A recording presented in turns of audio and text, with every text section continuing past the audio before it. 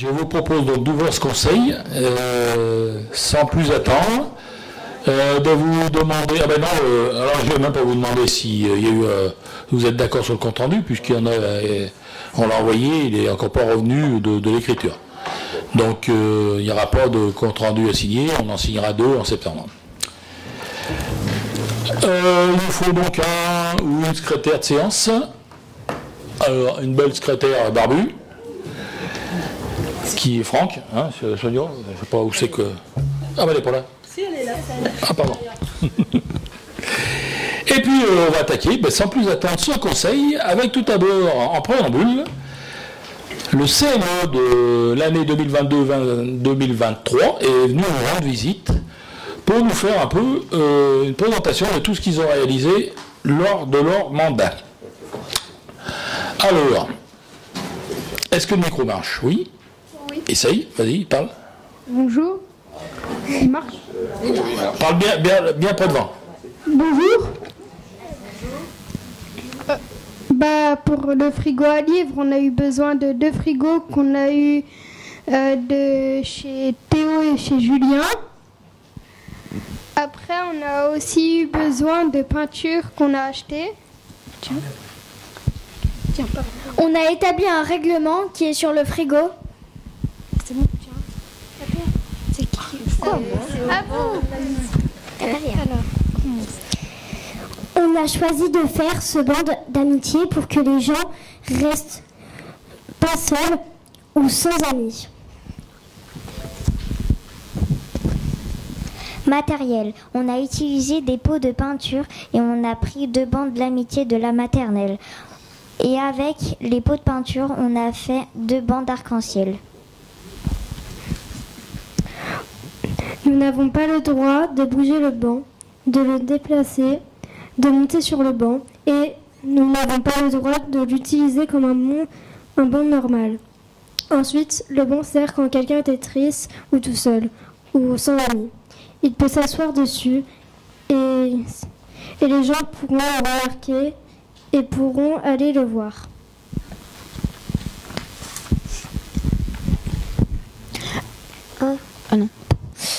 La collecte de dons. On a choisi de faire ce projet car on voulait aider les enfants ukrainiens dans le besoin. On a contacté l'association Lyon-Ukraine par mail qui se trouve à Vénissieux. Un soir, on a récolté les habits que les gens nous ont donnés suite aux affiches qu'on avait disposées à l'accueil des loisirs, la Dauphinoise, l'école et à la MAC, plus la publicité sur Facebook.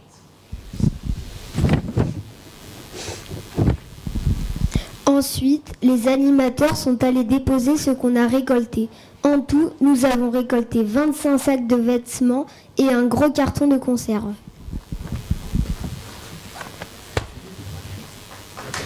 Bravo.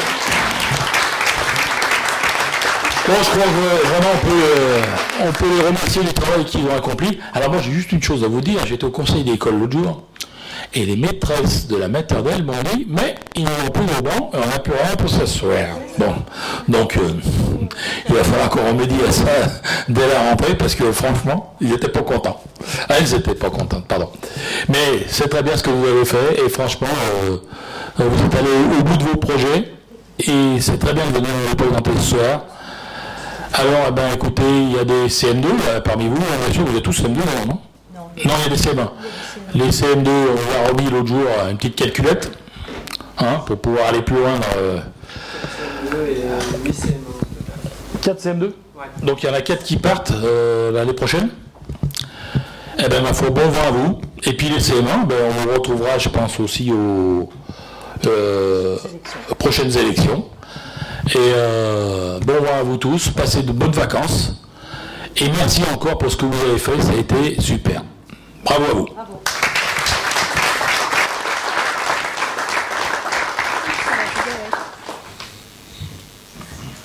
C'est bon. Rendez-moi le micro. Ah oui.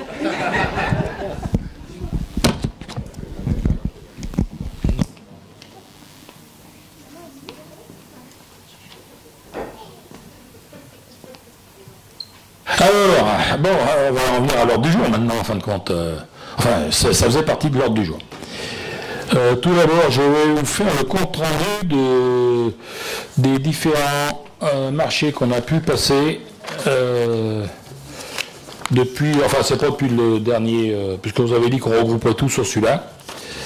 Donc voilà, ça arrive. Je vais trouver la bonne page.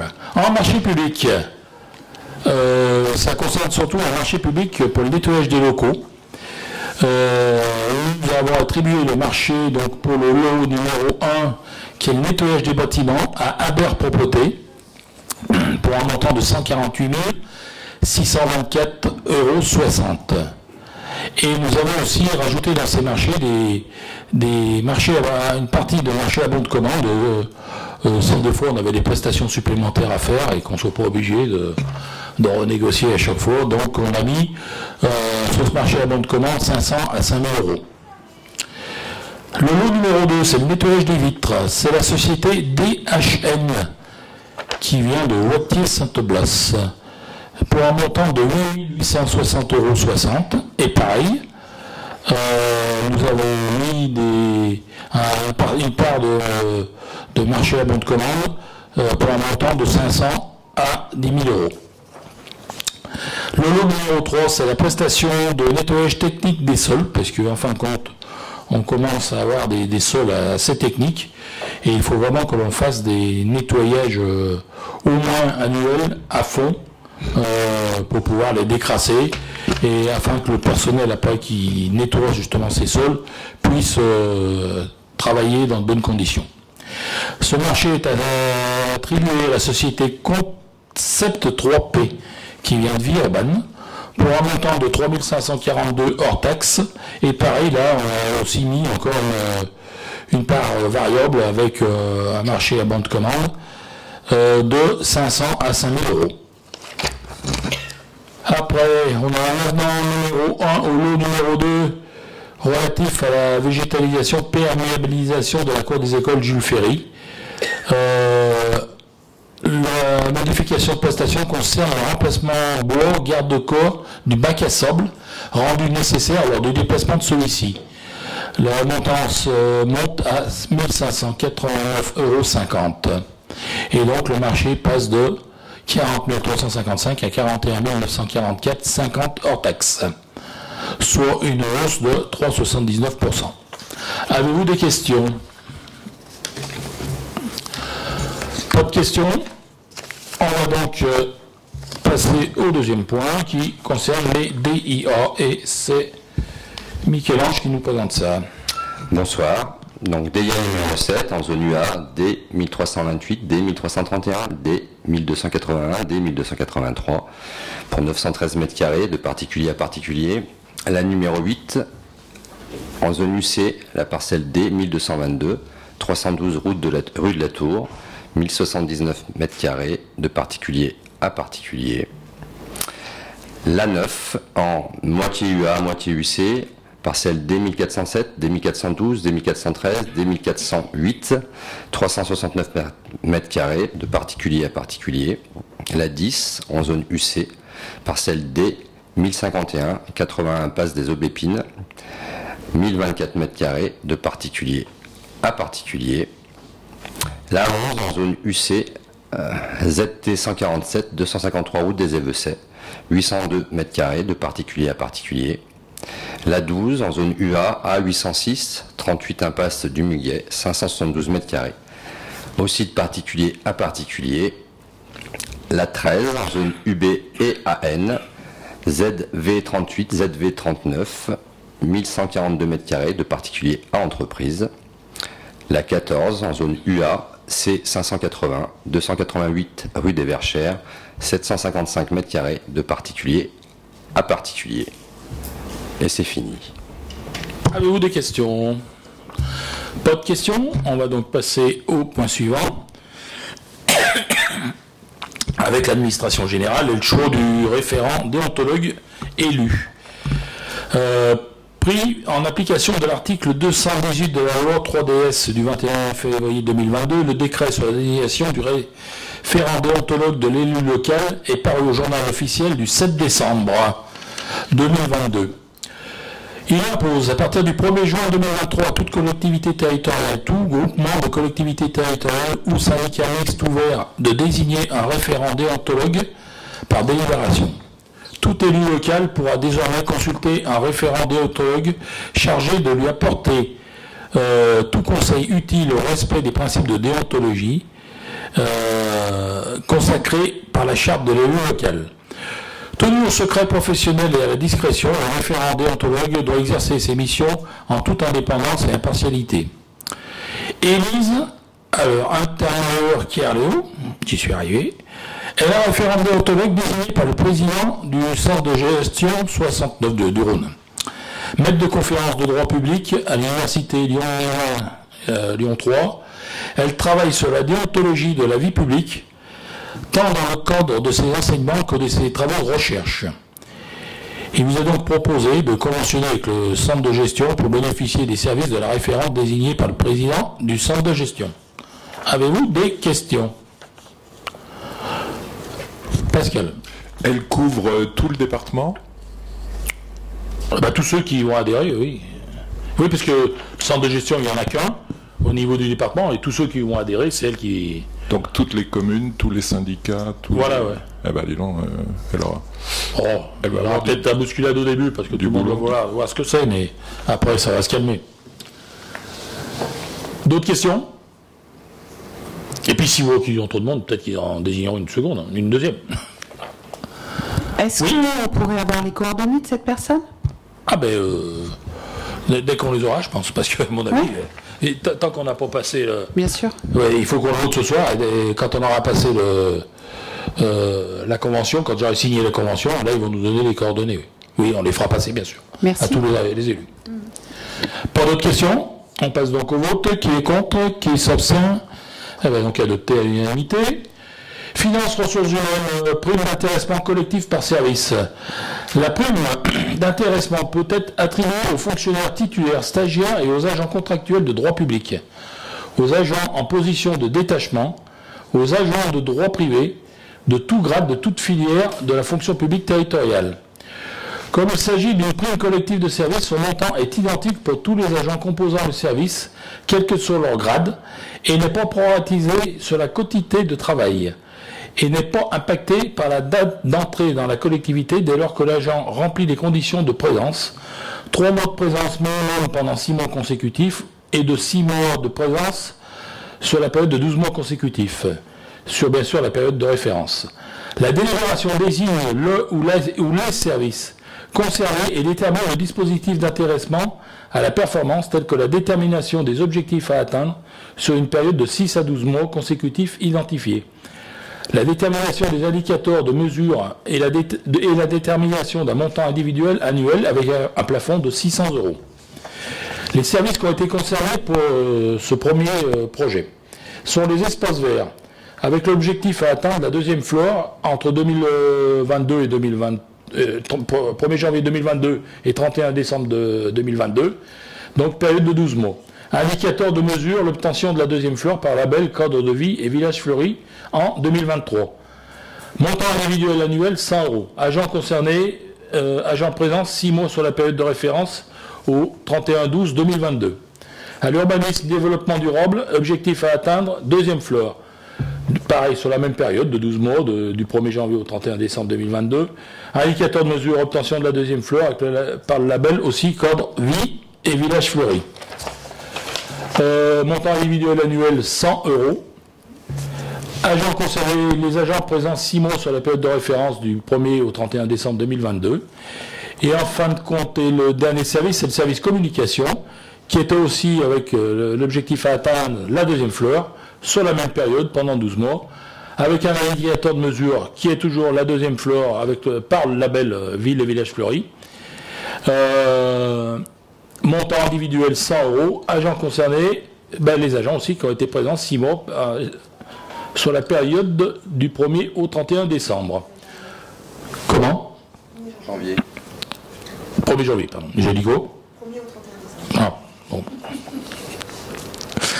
Alors, le comité social territorial, en date du 26 juin, a un avis favorable à la majorité, avec une voix contre. Il vous a donc proposé d'adopter la prime d'intéressement collectif dans les conditions susvisées. Avez-vous des questions? Madame Wauquiez. Alors, est-ce qu'on sait pourquoi il a voté contre? Pourquoi il y a un membre qui a voté contre? On connaît les raisons ou pas du tout? Est-ce que ça a été débattu? Alors, il s'agit du CST. Ouais. Ce qui est décidé au CST D'accord, ok. reste dans le CST. Donc, allez voir les représentants si vous voulez, mais c'est pas moi qui vais vous dire qui c'est qui a voté contre. Et une autre... Non, je voulais pas savoir qui c'est, je voulais savoir s'il y avait eu des raisons particulières, hein, pas qui avait voté contre. Et est-ce qu'il y aura d'autres services qui seront concernés avec d'autres objectifs, pour avoir une prime également? Tout à fait. Toutes les années, on lancera un projet. Enfin, comme ça, là, comme l'obtention de la deuxième flore, et on désignera les services qui seront susceptibles d'avoir cette prime, et je pense qu'on essaiera de le faire sur un an. Bon, on va laisser partir Sonia, on verra avec le prochain DGS de façon à donner un objectif sur un prochain projet. D'autres questions? Pas d'autres questions, on va passer au vote. Qui est contre? Qui s'abstient? Eh bien donc adopté à l'unanimité. La journée de solidarité, la délibération 2018-10-114, en date du 14 novembre 2018, définit la procédure de journée de solidarité comme suit. Le temps d'emploi d'un agent à temps complet passe de 1600 à 1607 heures. Tout agent sera contacté en fin d'année pour connaître son choix pour l'année suivante. Travailler un jour férié lors d'une manifestation communale, et prendre un jour de congé ou de RTT. Il est proposé qu'à partir du 1er janvier 2024, les agents aient également la possibilité de travailler un jour férié défini, qui est le lundi de Pentecôte, après avis du responsable de service. Bien sûr, il faut qu'il y ait quelque chose à faire. S'il n'y a rien à faire, on ne va pas juste les faire venir pour attendre de faire passer le temps. Alors là, le CST donne un avis favorable à l'unanimité en date du 26/06. Je vous propose donc de modifier les modalités d'organisation de la journée de solidarité en permettant, après avis du responsable de service, de travailler le lundi de Pentecôte. Avez-vous des questions?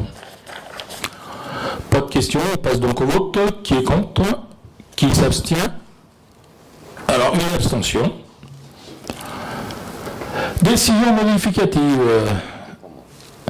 Alors, concernant le budget eau et assainissement 49, non, c'est tout. Et je donne le titre, c'est tout. C'est donc Michel-Ange qui va vous présenter ça. Et je lis la délib et puis après je vous explique. Pour faire suite à une demande de la CGC de Givors, il est demandé au conseil municipal son avis sur l'ouverture de crédit pour la section d'investissement et en opération d'ordre afin de régulariser l'actif M49. En plus, dépenses investissement 041 218, c'est le chapitre et le numéro de compte, 166 259 euros. Idem en recette d'investissement puisqu'on doit équilibrer au 041 203. Jusque-là, ce sont des amortissements. Jusque-là, en fait, le CDG de Mézieux nous demandait de le mettre dans un compte particulier. Et donc, le CDG de Givors nous a demandé de le mettre dans un autre compte, tout simplement. Donc, c'est juste une ventilation. On vote celles-ci, peut-être. On va voter au fur et à mesure. Est-ce qu'il y a des questions là, sur ces questions tout à fait techniques de la part de notre percepteur? S'il n'y a pas de questions, on va passer au vote. Qui est contre? Qui s'abstient? Donc adopté à l'unanimité. Et après, on en vient maintenant à la suite avec le budget communal général en M14.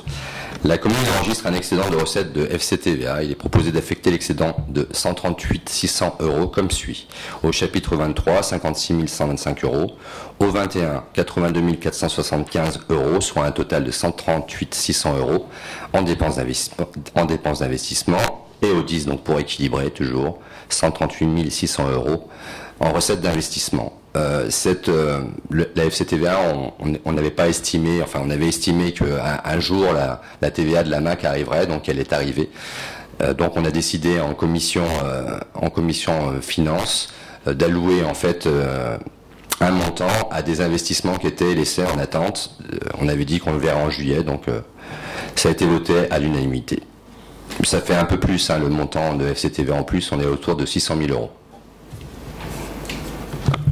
Y a-t-il des questions? Pas de questions, on passe donc au vote. Qui est contre? Qui s'abstient? adopté à l'unanimité.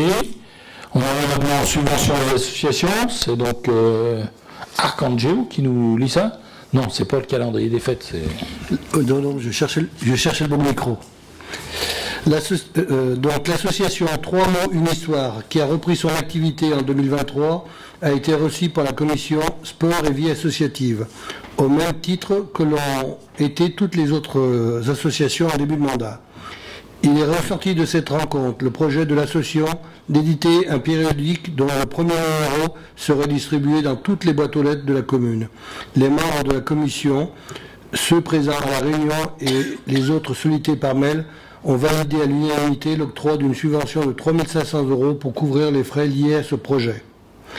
D'autres associations ont transmis les factures correspondant à des achats réalisés dans les commerces de la commune, ainsi qu'une demande de remboursement d'un quart, sachant que la commission sport et vie associative a acté en début de mandat le principe d'une prise en charge des dépenses à la hauteur de 25% des factures présentées et dans la limite de 600 € annuels, et que chacune peut prétendre au remboursement d'un quart à raison de 15 € par personne transportée et dans la limite de 1 000 € par an, seront versées les sommes suivantes.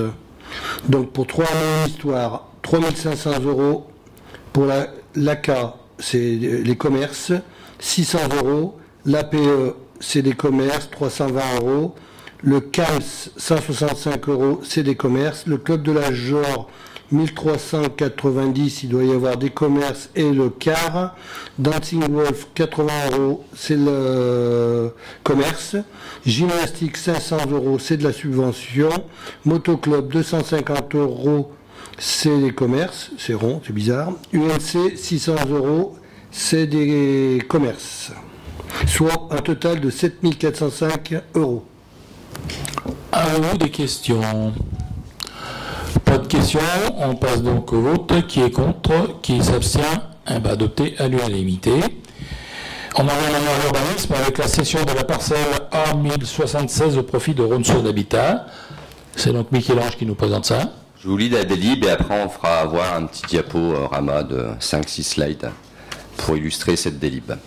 La commune a lancé le 15 février 2023 un appel à projet dans l'optique de faire émerger des projets de valorisation pour la parcelle A1076 d'une superficie totale de 2643 m². À la suite de l'étude des dossiers de candidature et l'audition des candidats, le bailleur social Ronson Habitat a été déclaré lauréat de cet appel à projet par le COPIL créé à cet effet. Le projet proposé par Ronson Habitat propose d'une part la création de 9 logements en accession sociale type BRS, dans un bâtiment, dont un bâtiment de 6 logements collectifs et 3 maisons du type T4, et d'autre part la rénovation thermique du bâtiment existant. La proposition d'acquisition faite par RSH s'élève à 850 000 €. On vote maintenant et on voit après ou on vote On va faire un problème. Allez. Donc ça a duré 4-5 mois, le travail de Scopil. Donc on a eu, pour vous mettre un petit peu au courant, il y avait trois propositions. Une proposition qui ne répondait pas à l'appel à projet. 2 propositions dont RSH faisait partie, l'autre est l'OPAC. Et donc là on va vous présenter succinctement, puisqu'on n'a pas le droit en fait de vous présenter en conseil municipal ce qui s'est passé avec l'OPAC. Donc on va simplement vous expliquer en fait comment on a noté et comment va se dessiner ce projet. Alors, donc appel à projet aquarelle, terrain ex-Buran-Fosse. Donc là déjà on a fait une petite photo aérienne, donc il y a un hangar qui est à démolir, l'immeuble de 7 logements à réhabiliter, donc ça c'est l'immeuble que tout le monde connaît, et la superficie totale de cette parcelle est de 2643 m². Donc les éléments principaux qui ont été demandés pour l'appel à projet, c'est le maintien des locataires en place. Donc tous les locataires actuellement en place peuvent avoir un logement social, ils vont certainement avoir une baisse de leur loyer aussi.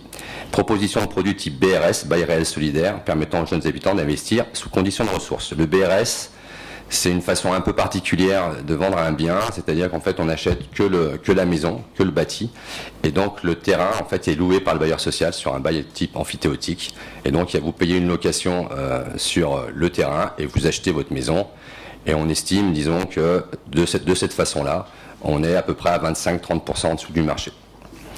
Donc, la qualité générale du projet est un point essentiel. Les nouvelles constructions devront s'intégrer dans leur environnement immédiat de manière harmonieuse et permettre de conserver l'esprit village du hameau de Saunieux en R+1 max, y compris sur la zone UA.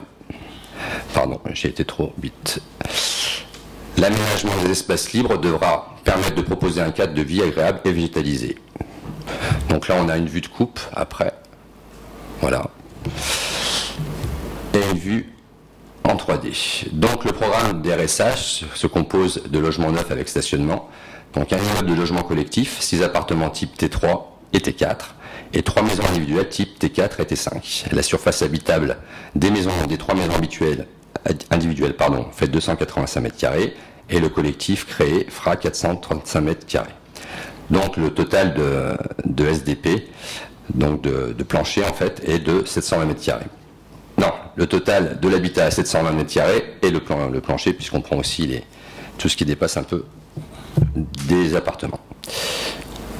Donc, logement neuf, un total de 9 logements seront créés en accession sociale et sécurisée du type bail réel solidaire. Prix de vente moyen, donc en mètre carré, vous voyez, c'est de 2875 €. Les appartements actuellement sur la commune se vendent à peu près entre 3008 et 4200 € du mètre carré. Stationnement en surface et sur du parking semi-enterré, plus des garages. Programmation de réhabilitation du bâtiment existant pour améliorer les performances thermiques, isolation des façades par l'extérieur, installation de panneaux photovoltaïques pour alimenter les parties communes, remplacement du système de chauffage privatif, ils vont changer les radiateurs, ils vont mettre des radiateurs plus performants, et l'amélioration du DPE, ils visent une étiquette D, voire C. Donc les types de logements sociaux proposés sont 4 PLUS et 3 PLAI. Les PLAI sont les logements pour les personnes qui ont de très faibles revenus, et les PLUS, disons que dans la gamme des 3 types de logements sociaux, c'est celui du milieu, tout simplement. Là, on a une photo donc aérienne qui montre en fait les espaces verts, les jardins privatifs, et certainement qu'il y aura aussi des jardins pour les rez-de-chaussée du collectif. Comment a-t-on noté? Donc en fait on a divisé tout simplement la note sur 100 et on l'a divisé avec des chapitres particuliers. Donc groupement, équipe, projet, c'est 10% de la note, compétences, pertinence des références, capacité financière et montage financier. Donc la notation qui a été proposée par le COPIL était de 9 sur 10 pour RSH. Qualité du programme et du projet pour 50% de la note, intégration paysagère, organisation de la circulation, qualité des espaces extérieurs, typologie et qualité des logements à construire, produits proposés à prix de vente moyen, qualité de la rénovation du bâtiment existant, stationnement, respect du PLU, planning de réalisation, respect des contraintes de l'appel à projet. La note obtenue était 42,5 sur 50. Et le prix d'acquisition foncière, 850 000 €, donc c'est 40 par 40, parce qu'en fait, celui qui donne la plus grosse somme a tous les points, et après on fait une règle de 3 pour donner des points au suivant. Et voilà. Avez-vous des questions? Madame Oquet. Tout d'abord, on n'était pas au courant qu'il y avait un COPIL. Qui était dans ce COPIL? Le COPIL, il y avait des techniciens, certains adjoints et certains membres de la majorité. D'accord, bon, ok. Est-ce qu'on peut avoir le prix des domaines, s'il vous plaît? Le prix des domaines, il était autour de... Bon, vous l'avez déjà eu, donc je pense que... Oui, vous l'avez eu illégalement, donc non, on ne l'a pas eu illégalement, c'est une erreur. Non.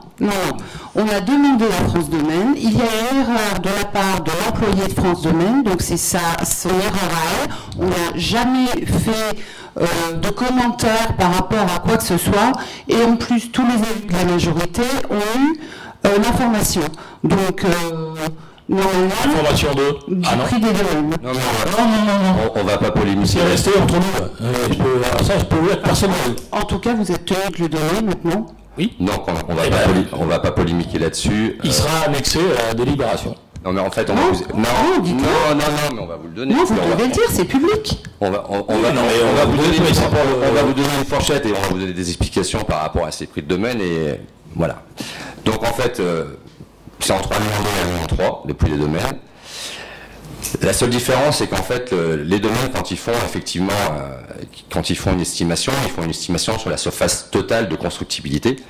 Il faut savoir que la surface totale de constructibilité sur ce tellement est de 1600 m², que les bailleurs sociaux font 775 m², puisqu'on leur a demandé des contraintes supplémentaires, que le prix que prend France Domaine ne prend pas le prix pour en fait des logements sociaux, puisqu'il a compté sur du terrain à 350 € du mètre carré, ce qui est un petit peu élevé pour du logement social, Et donc quand on fait une règle de 3, tout simplement, et c'est ce qu'on a vérifié tout simplement, hein, on a travaillé là-dessus aussi, puisque la question de se poser, savoir si c'était effectivement correspondant au domaine ou pas, et ben je dirais qu'à 100 000 euros près, c'est bon. Donc effectivement, oui, 100 000 euros dessus. En fait, en réalité, les bailleurs sociaux nous ont proposé plus, donc plutôt être au domaine. La condition pour nous proposer plus, c'est de faire 3 logements de plus en R+2, ce qui ne correspondait pas à l'appel à projet. Et donc forcément, oui, quand les domaines ont de la zone UA sur 1600 m², enfin pas tout à fait sur 1600 m², de la zone UA, il y en a un peu moins. Mais ils comptent effectivement sur le potentiel maximum du terrain, et donc ils donnent un avis sur un potentiel maximum. Ils ne s'intéressent pas à savoir ce qui va se construire dessus, ils ne s'intéressent pas à savoir s'il y a un appel à projet particulier. Donc, bien évidemment qu'on aurait préféré vendre ce terrain à 2 millions d'euros, mais en l'occurrence, quand on a fait la démarche de vendre un terrain pour faire du logement social et de l'acquisition solidaire, puisque l'avantage de l'acquisition solidaire, c'est que effectivement, ça donne aussi à des jeunes gens la possibilité d'investir et rester sur un prix raisonnable, eh ben, on ne peut pas avoir le même prix de vente, et de toute façon, il est clair que le bailleur social, alors l'autre bailleur social nous avait proposé beaucoup moins aussi, parce qu'il voulait nous faire un peu payer en fait la rénovation finalement.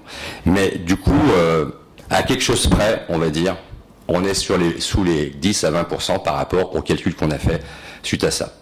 Voilà, donc on pourra justifier en fait le prix qu'on va accepter. Donc, une autre remarque concernant bailleurs et solidaires, il faut savoir qu'effectivement, ils ne sont pas propriétaires du terrain, et que pour céder à ses descendants, il faut que les descendants soient également soumis à la même règle au niveau social, c'est-à-dire de revenus, et que c'est au bout de 99 ans que ça sort du... Ce n'est pas un produit de succession. Donc c'est clair que c'est pas un produit de succession, et c'est pas 99 ans. C'est 99 ans avec le premier locataire, et à chaque fois le bail est renouvelé à 99 ans avec le locataire suivant. En réalité, c'est un produit en fin de compte de mise à pied, enfin d'aide aux primo-accédants qui vont garder ce logement 5 ou 10 ans. 5 ou 10 ans après, ils vont pouvoir le revendre. Très difficile à revendre.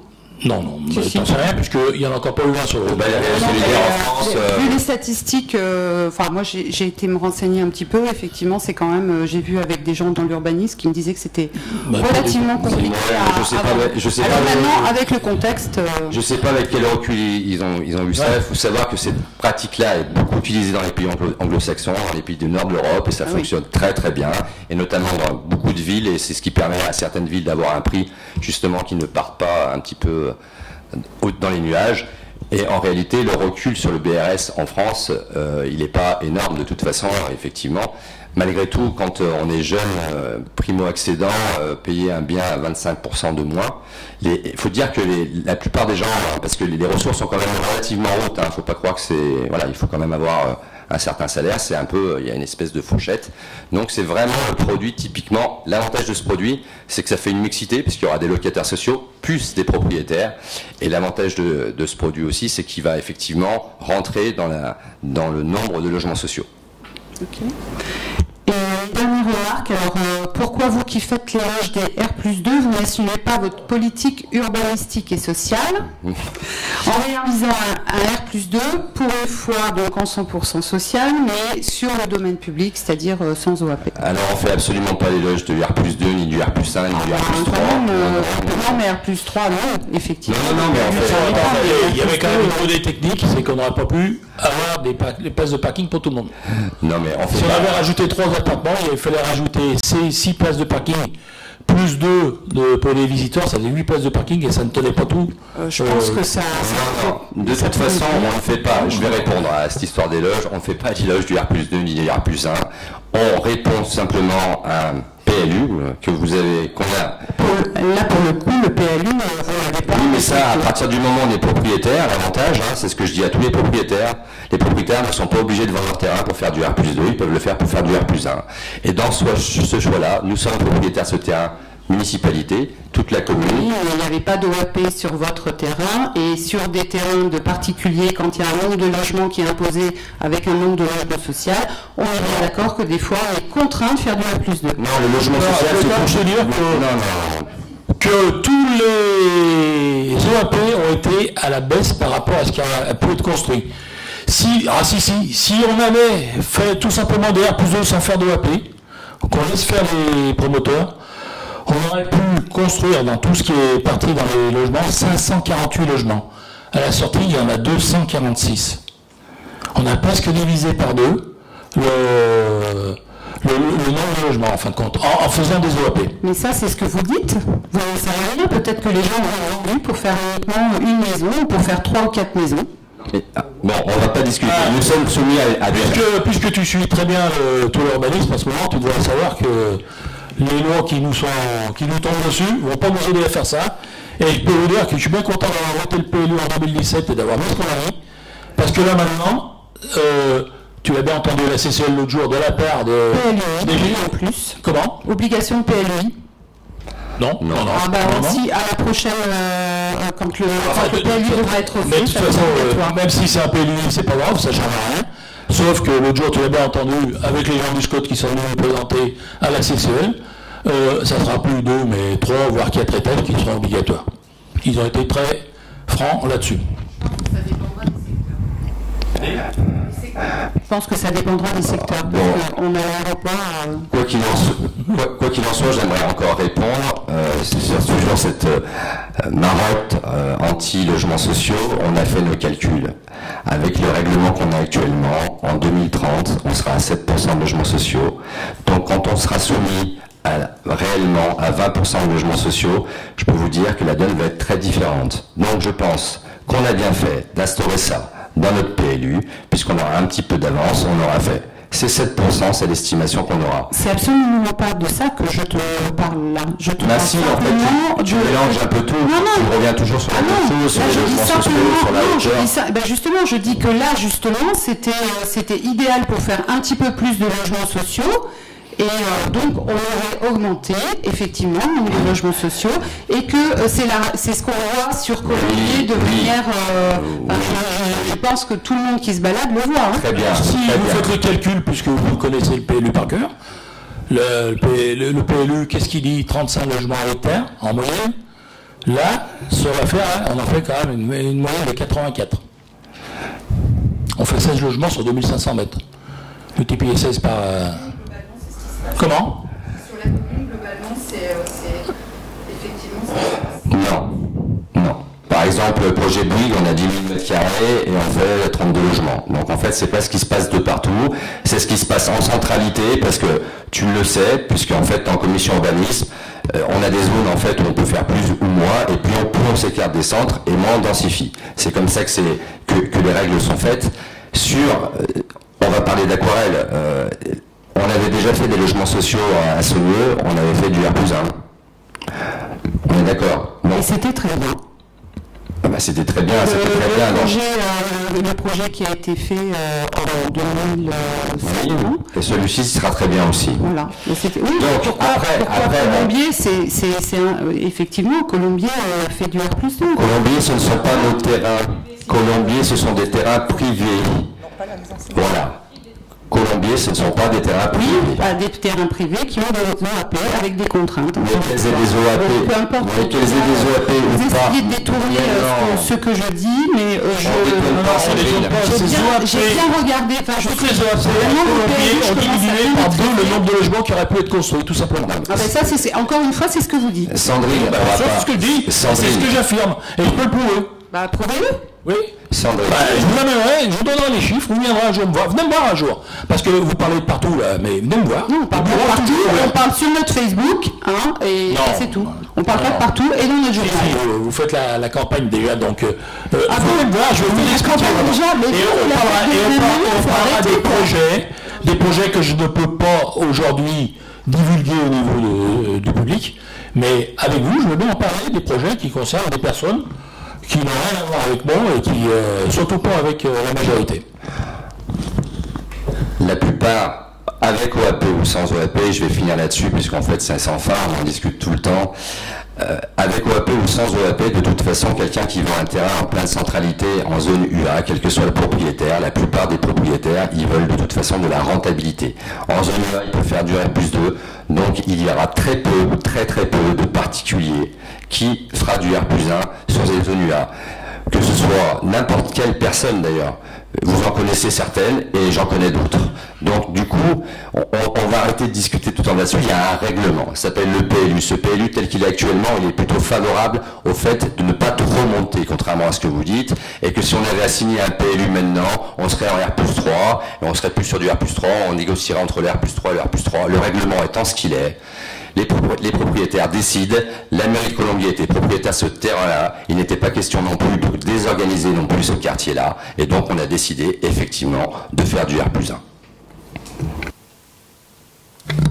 Y a-t-il d'autres questions? Monsieur Dumont, vous n'avez pas entendu. Oui, je n'avais pas encore parlé. Des questions d'abord, et puis après, si je ferai une petite synthèse de notre point de vue, et puis voilà. Les questions, c'est au niveau du passage là, qui est créé, est-ce que les non-résidents ont le droit d'utiliser cette voirie? Tout à fait.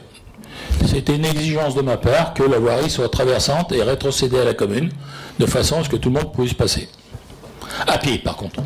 Très bien. Ça sera un passage à pied. Les véhicules ne pourront pas sortir de l'autre côté. Ouais.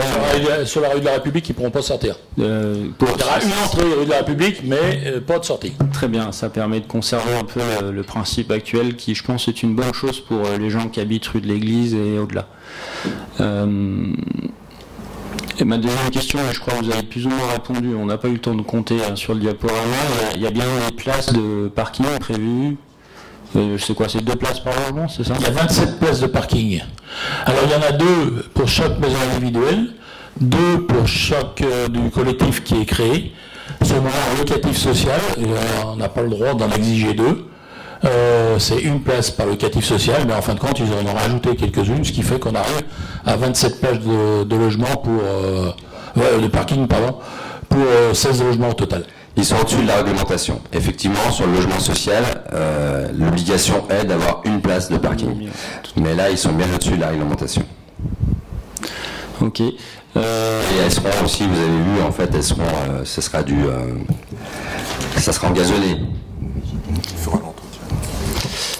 Une autre question.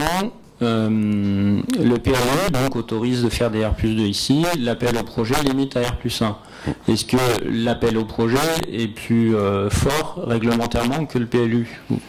En fait, tout propriétaire est maître de ce qu'il fait, en fait, tout simplement. Vous avez du mal, en fait, avec ça. Il n'y a pas d'obligation à faire du R+2 sur notre PLU. Non, mais il le permet. Il le permet. Donc, nous avons décidé, je le répète encore une fois, à cet endroit-là, de faire du R+1. Je ne sais pas si vous avez vu, il y a une demi-pente, ça descend un petit peu, il y a quand même un sous-sol qui est semi-enterré. On a voulu, en fait, je ne sais pas si vous avez vu dans le diaporama, que justement ça ne dénature pas et que certainement ce sera à peu près aussi haut que le hangar, si ce n'est pas moins haut. Donc, ça veut dire que dans l'acte de vente à Renson Habitat, il y aura indiqué soit sous réserve d'obtention du permis de construire, soit sous réserve de conformité à l'appel à projet ou quelque chose comme ça. Exactement, c'est obligatoire. C'est obligatoire.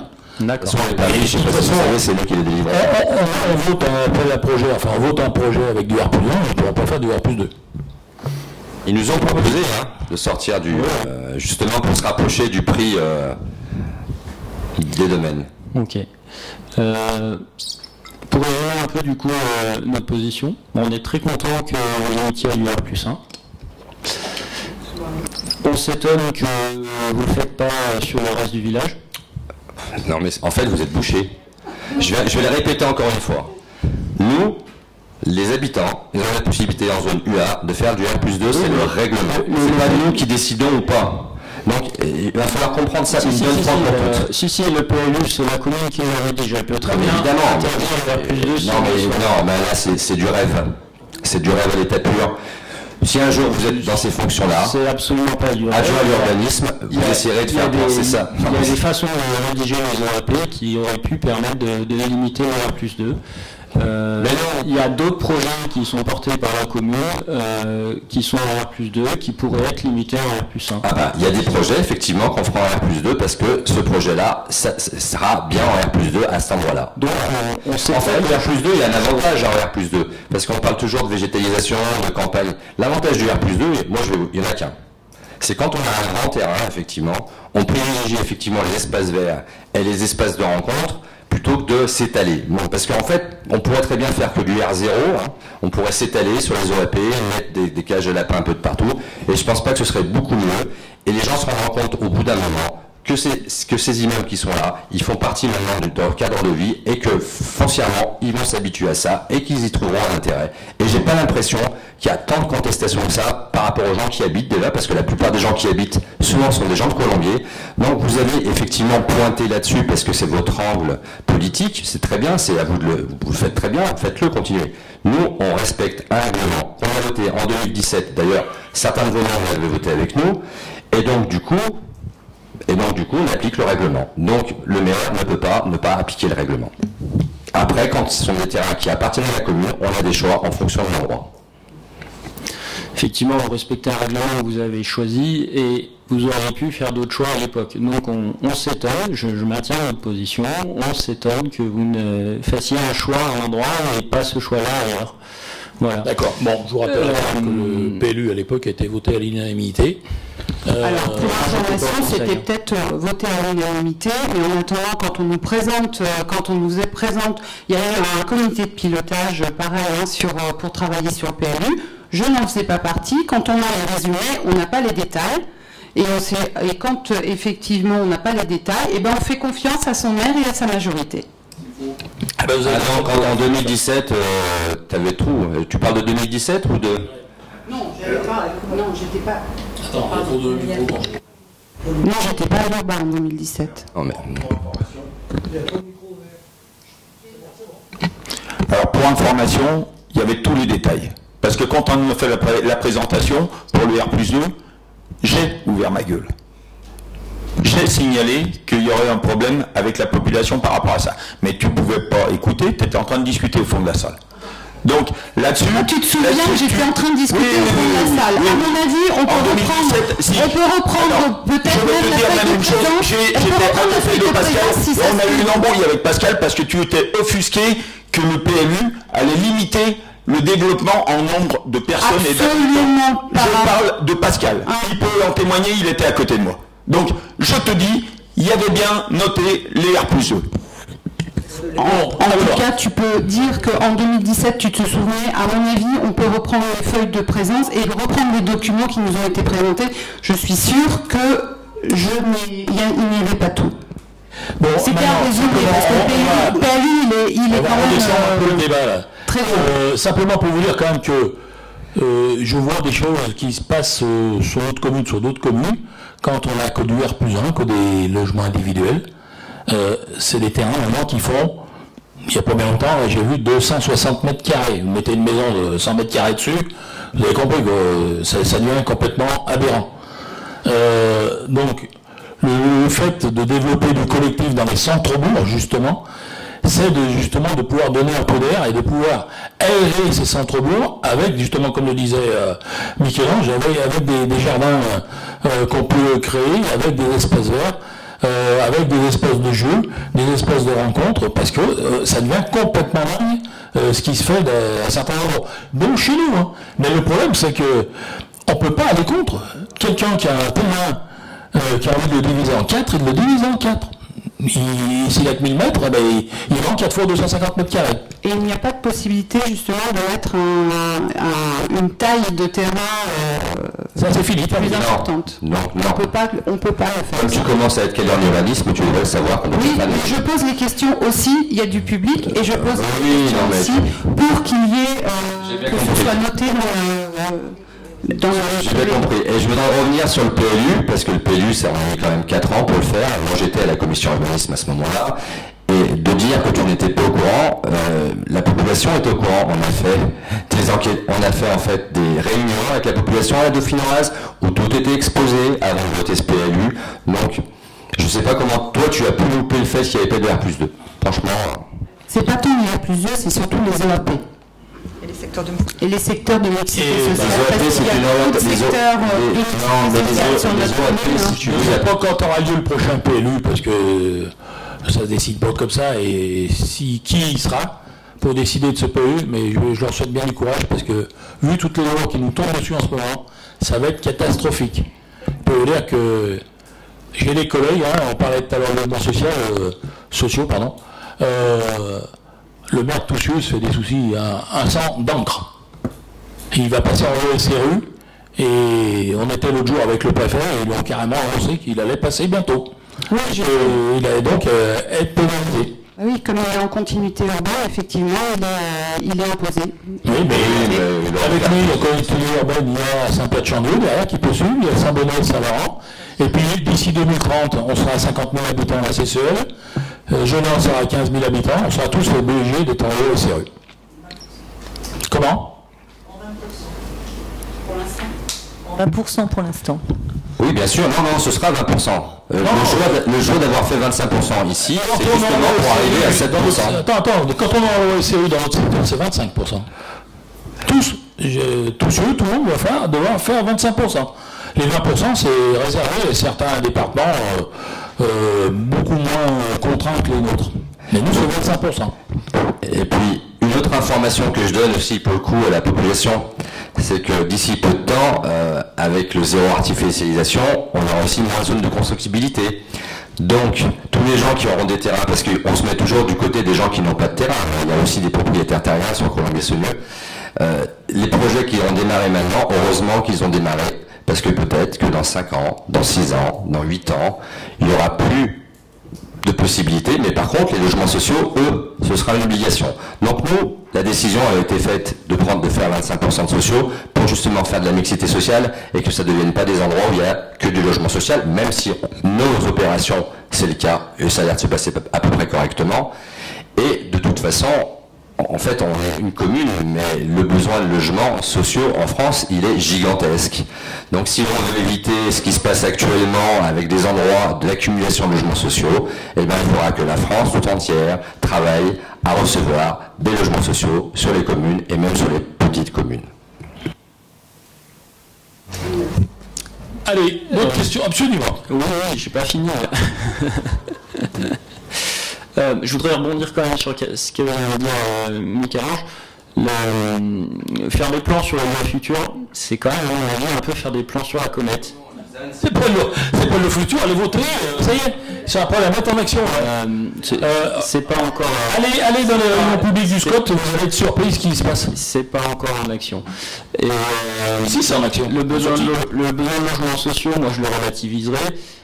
Je peux vous citer un certain nombre de villages avec des logements sociaux qui sont à 90% vides. En l'occurrence, ici, ils le sont. Nous, ils sont à 180% plein. Donc, en fait, si on prend les demandes, effectivement, vas-y. On n'en a même pas assez. Si tu voyais le nombre de demandes, on n'a pas assez de logements sociaux. Sur la CCL, sur 1200 logements sociaux, 1200 demandes de logements sociaux. On a une petite centaine par an, on a attribué. Sur 1200 sur la CCE, on n'en a pas assez. À l'échelle de la France, c'est pas du tout le même constat. Il faut aller en Creuse, dans la Creuse, aller dans la Creuse, dans la Lozère. Là, oui, bien sûr, ils ont. Oui, on demande pas d'en faire. Vous savez très bien que les gens, alors pas tous, parce qu'il y a une grande partie de la population qui peut avoir un logement social. C'est pas une petite minorité de gens, mais les gens qui ont vraiment pas beaucoup d'argent et qui ont les PLAI. Ils ont une place de parking généralement parce que ceux-là, ils ne peuvent pas avoir deux voitures. Et donc, quand ils travaillent dans des banlieues, aux alentours, dans les zones industrielles. Et bien évidemment, s'ils vont au plein centre de la France et qu'il n'y a pas de travail, il n'y aura pas besoin de logements sociaux. Ça, il y a une vraie logique là-dessus. Maintenant, la plupart des villages, en fait, qui n'ont plus justement de travail autour, ils meurent. Il y a une autre raison, en fait, d'avoir des logements sociaux qui c'est très intéressant, parce que c'est plutôt les jeunes en début de vie qui sont dans la difficulté. Notre école, par exemple, vit très bien du fait de ces nouvelles familles qui arrivent. Et si nous n'avons pas de nouvelles familles, nous n'avons plus d'école, nous n'avons plus d'instituteurs, et nous n'avons plus rien dans une commune. Donc il faut toujours réfléchir un petit peu plus loin que le R+1, R+2, ça c'est du technique. Mais il y a un réel besoin, et si vous êtes le seul à penser qu'il n'y a pas de besoin de logements sociaux en France, bon je sais pas, peut-être que vous avez quelque chose qui, je sais pas. J'ai entendu personne dire ça. Je ne suis pas le seul à le penser, c'est des chiffres. Hein. Vous pouvez aller chercher le nombre de logements sociaux vides en France, vous serez surpris. Mais peut-être que vous ne regardez pas ces chiffres-là. Pour revenir au projet... écoutez, moi, ce que je dis, c'est que je regarde ce qui se passe chez moi, et sur ma communauté de communes, et sur même, à la limite, la métropole lyonnaise, c'est plein comme un neuf. Et on a un retard de milliers de logements sociaux sur la question, c'est pas seulement la CCEL. Là, vous faites des grands politiques à l'échelle nationale, vos grands traits politiques, ils sont à côté de la plaque. Voilà. Alors ce que je comprends pas, c'est pourquoi vous venez ici, puisque vous n'en voulez pas, partez dans la Lozère, ils n'en ont pas besoin. Vous irez chercher du travail dans la Lozère, par contre, c'est plus compliqué. Savoir que les règlements d'urbanisme sont à l'échelle nationale. Voilà. Il faut vous mettre ça dans la tête aussi, il n'y a pas de règlement différent en fonction des endroits. La densification, elle est partout, dans les centres-bourgs, dans tous les villages, et les règlements sont, à chaque fois qu'il y a un PLU qui est mis en place, effectivement, les gens qui sont sous poste, je ne sais pas s'il y en a encore, ça peut durer un petit moment, mais il n'y a pas un PLU qui dit, enfin, c'est bien, alors on pourrait effectivement, vous pourriez demander effectivement au gouvernement d'essayer de changer ça, d'adapter effectivement les PLU en fonction des régions et des villes, ce n'est pas le cas. J'aimerais qu'on vote. Oui, alors une dernière remarque sur le projet Aquarelle. On remet aussi la vente d'un bien communal. Voilà. Bon, ça, oui. Mais avec ces 850 000 €, on a des projets qui apporteront encore d'autres choses aux habitants. Dommage, c'est pas 1,2 million. Avec 500 000 € de travaux, ça aurait fait 1,3 million. Voilà. L'idée aussi, c'était justement, c'était une question qu'on posait quand on a fait Scopil. Est-ce qu'on réhabilite cet endroit? Est-ce qu'on fait un projet nous-mêmes? Est-ce qu'on fait un appel à projet? La réhabilitation, en fait, de RSH à long terme, d'Aquarelle à long terme coûte pas mal d'argent. Et donc, en réalité, la perte, effectivement, de revenus, et puis la perte de revenus est relativement faible. Et moi, je pense que on n'est pas, les communes ne sont pas là pour faire du logement. Il y a des gens qui font ça très bien. C'est justement les bailleurs et les professionnels.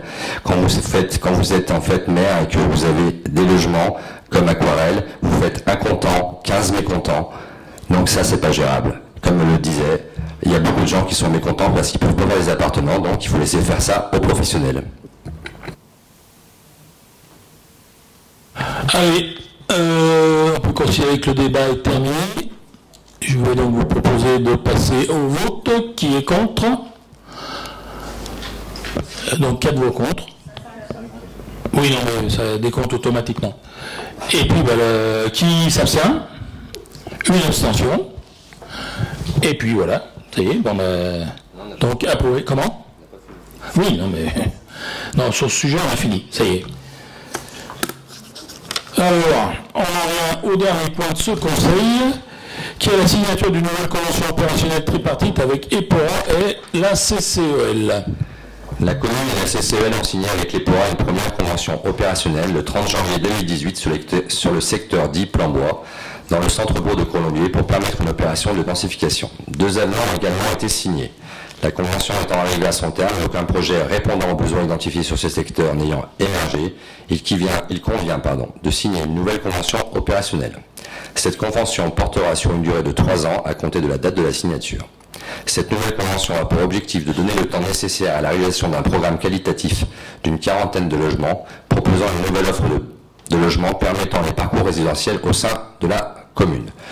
Donc on arrivait à terme de la convention avec EPORA, donc on avait 2 choix, soit de racheter les terrains, puisqu'EPORA porte pour nous pendant un temps, soit de prolonger cette convention. L'idée n'est pas d'acheter des terrains, l'idée c'est justement de faire porter cet achat par EPORA.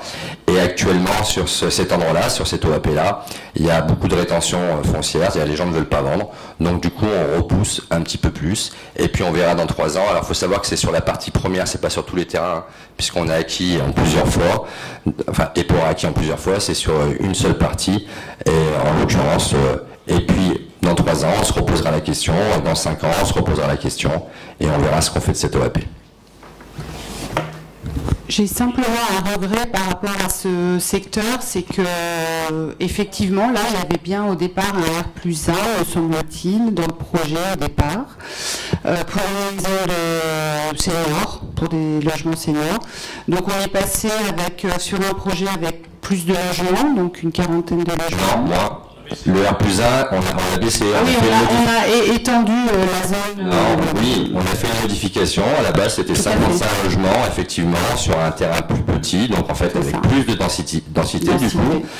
Ce projet de 55 logements de la résidence senior ne convenait pas, tout simplement parce qu'en fait il n'y a pas de demande sur Colombie pour de la résidence senior, c'est des choses qui sont assez onéreuses. Donc on a fait une modification, c'est très onéreux, on a fait une modification, enfin en tout cas les projets que nous avons vus, on a fait une modification il n'y a pas très longtemps là-dessus, donc du coup on a réduit le nombre de logements sur cette zone-là parce qu'on voulait faire justement quelque chose d'un peu plus aéré. Maintenant, on n'a pas acquis tout le terrain, donc pour l'instant, on ne pourra rien faire. Et bien évidemment que on va au fur et à mesure. On est passé là du R+1 au R+2. Voilà. Vu qu'on a un petit peu moins de logements, mais on a... Oui, mais... Avec un espace vert phénoménal. Avec un espace vert plus important. Voilà. Bon, c'est un choix à cet endroit-là. Et en ce qui concerne les résidences seniors, pourquoi on a fait marche arrière? Tout simplement parce qu'on voit que nos collègues qui en ont fait, et je citerai l'exemple par exemple de Saint-Laurent-de-Mur, étaient partis sur une résidence senior, elle a capoté, du coup les logements sont retrouvés en locatif par le bailleur, mais en locatif PLS, il y avait une quarantaine de logements je crois, et il y en a encore 6 qui n'ont pas pu être attribués depuis 3 ans, parce que c'est pas possible, les gens ne peuvent pas. Alors juste pour compléter, je pense que le projet, et au départ c'est dommage parce qu'il n'y avait pas vraiment, enfin le projet c'était que des appartements en fait, il n'y avait pas de restauration, il n'y avait pas tout ça. La restauration, d'ailleurs la salle commune qui était prévue a été, en fin de compte la commune l'a rachetée. Ah ouais, c'est lui me disait que non. La commune l'a racheté au promoteur et c'est devenu une salle associative maintenant. Bon, d'autres questions sur la convention. On va donc passer au vote. Qui est contre? Qui s'abstient? Eh bien donc adopté, moins 4 voix, moins 5 voix. Ben voilà, donc à la fin de ce conseil, j'aurai une petite déclaration à faire une fois qu'on aura donné la parole à tout le monde. Est-ce que parmi les élus, il y a des questions diverses? Jean-Michel. Moi je rappelle à tous le plein air fest ce vendredi et ce samedi, et j'en profite pour remercier tous les élus bénévoles qui sont inscrits bénévolement pour pouvoir aider à la construction et à la bonne réalisation du festival. Merci à tous. Je disais, il va pas nous faire un petit coup de lecture. Moi, je te féliciter la danse pour leur gala. On m'a informé que la salle de l'Odyssée allait bientôt devenir trop petite. Donc, autrement, sur le mois de juillet, vous avez le stage de dessin de RIF. N'oubliez pas le bal du 13 juillet et le feu d'artifice avec les pompiers et la municipalité. Et puis, le 22 juillet, il y aura le concours de boules de langue. Qui d'ailleurs justement les boules sont au championnat de France puisqu'ils ont une équipe qui est qualifiée pour le championnat de France. On leur souhaite, on croise les doigts pour eux, pour qu'ils aillent plus loin, et s'ils pouvaient faire comme Forcette avait fait il y a quelques années, ça serait le top. Y a-t-il d'autres questions? Non, pas d'autres questions. On va donc clore ce conseil. Comment? Ah, pardon, M. Aguirre. C'est pas une question, c'est une remarque, une petite remarque. Le panneau non-cul devant chez Lilou Guichère a encore disparu. Bon, c'est pas une grosse dépense, hein, le panneau c'est peut-être 50 €, mais ça fait 20 fois qu'on change. Donc voilà, je regrette qu'on n'ait pas, et je m'adresse aux responsables des services techniques, qu'on n'ait pas trouvé un système pour bloquer ce panneau. C'est toujours le même. celui qui est du côté de Chavagneux, ben, il est toujours en place, mais alors celui-là, bon, parce que il est peut-être plus à la vue, il disparaît comme les pains au chocolat. Voilà. Il a été volé avant le Panzerfest en plus. Bon, pas d'autre, on va donc clore ce conseil et donner la parole au public, si le public a des questions à poser.